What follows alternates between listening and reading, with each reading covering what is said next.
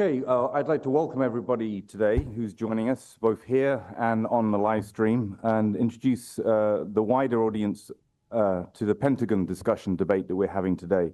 My name is Dr. Piers. I'm the Research Director at the International Center for 9/11 Justice. Now, to be clear, the purpose of today is to provide an opportunity for a number of long-standing researchers, all prominent within the 9/11 research community, to present their central arguments regarding the question of whether or not a large plane hit the Pentagon. Now, as some of you are aware, I'm sure, over the years, this topic has become a source of heated controversy within the 9/11 truth movement. Strongly and passionately held positions have led to divisive and sometimes destructive debates over this issue. These have at times hampered efforts to educate the wider public about 9/11 and the deceptions used to propagandize us in relation to 9/11. So with this in mind, I think it is important at the outset of today's proceedings to be clear that arguments over the Pentagon should not obscure the large areas of consensus that exist within the 9/11 truth movement. For example, we all agree that the official 9/11 narrative claiming that the US was attacked by Islamic fundamentalist terrorists on 9/11 is essentially false. We all agree that the buildings destroyed in New York could only have been reduced to rubble through pre-planned deliberate destruction, and which would have required years of planning, as well as the involvement of significant numbers of deep state actors. We also agree, or most of us agree, that multiple state-level officials and agents are criminally culpable for the events of 9/11.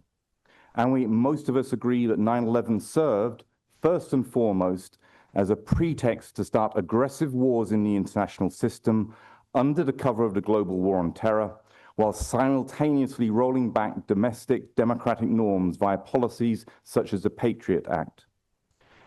I could go on and document many other areas where careful and steady research has helped consolidate our knowledge and understanding of 9/11 as a state crime against democracy, to use Lance DeHaven Smith, or in Peter Dale Scott's terms, a structural deep event. And I think the events of this week and the Turning the Tide conference are testimony to the progress that has been made over the last 20 years.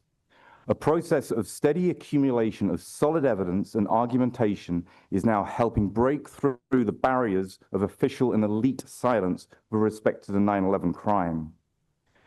Bottom line here is that there is much more to unite us than there is to divide us. And I hope that is clear to everyone here and everyone in the wider audience.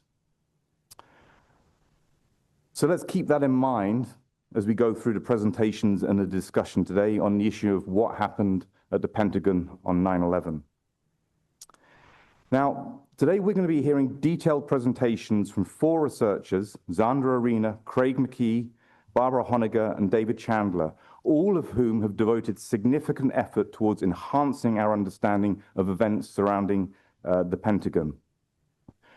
We will also be joined later in the day by 2 further 9/11 researchers, Dr. Niels Harrit and Wayne Costi, who will help explore some of the issues raised during the presentations and to offer their own inputs into this debate.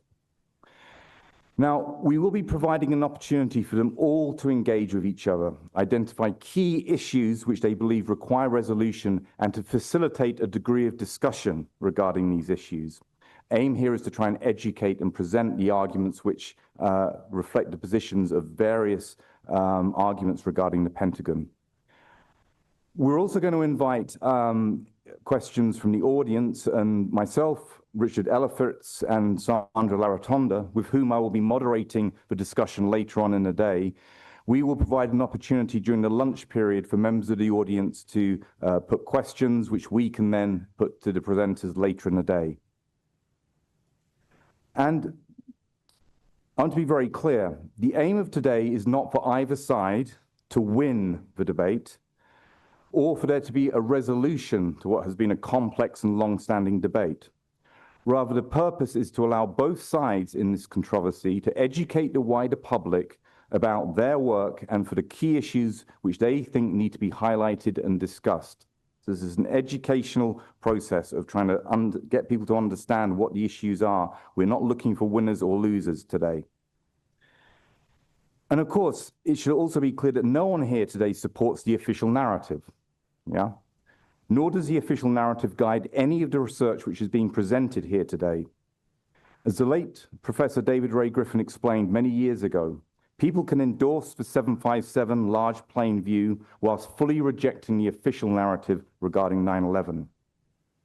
And I trust and I hope that in the spirit of rational dialogue, and given our shared understanding regarding the falsity of the official 9/11 narrative and the need to get the historical record straight, that the presentations and the dialogue will remain civil and respectful throughout. We are all on the same side in this. Now, when we move to the discussions and the questions later in the day, and even during the presentations as well, I want to encourage the audience not to cheer or applause or try to intervene in any way, okay? Because that's simply going to disrupt a clear articulation of the various arguments that we're going to have today. Now, without further ado, before we get to the presentations, and I guess maybe just to give it a little bit of a kind of a picture of how the day works, we have 4 formal presentations. We'll then have a lunch break, and then we'll return to the discussion phase of the day, and then that will take us through to the end. So that's the basic overall structure of what we have today.